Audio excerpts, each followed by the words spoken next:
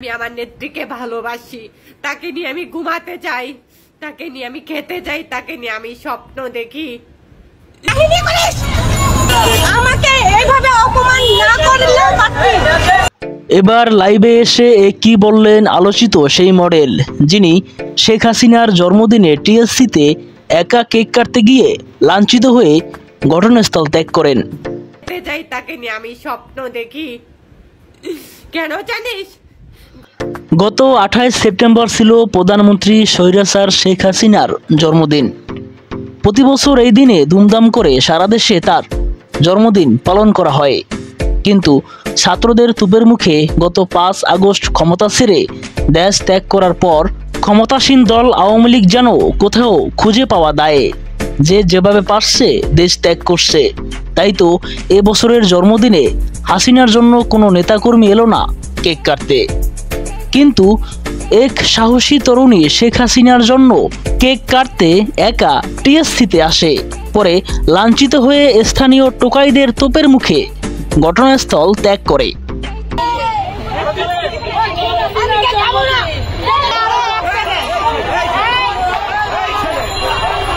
টোকাইদের তোপের মুখে চরম অপমানিত হয়ে সেদিন ঘটনাস্থল ত্যাগ করে। এবার লাইভে এসে জানালেন সেই তরুণী একা কেন টিএসসিতে শেখ হাসিনার জন্য কেক কাটতে গিয়েছিল।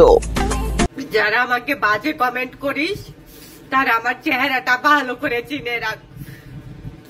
আমি বঙ্গবন্ধুর সৈনিক, জোরে গলায় বলতে চাই, আমি আমার নেত্রীকে ভালোবাসি, তাকে নিয়ে আমি ঘুমাতে চাই, তাকে নিয়ে আমি খেতে চাই, তাকে নিয়ে আমি স্বপ্ন দেখি। কেন জানিস?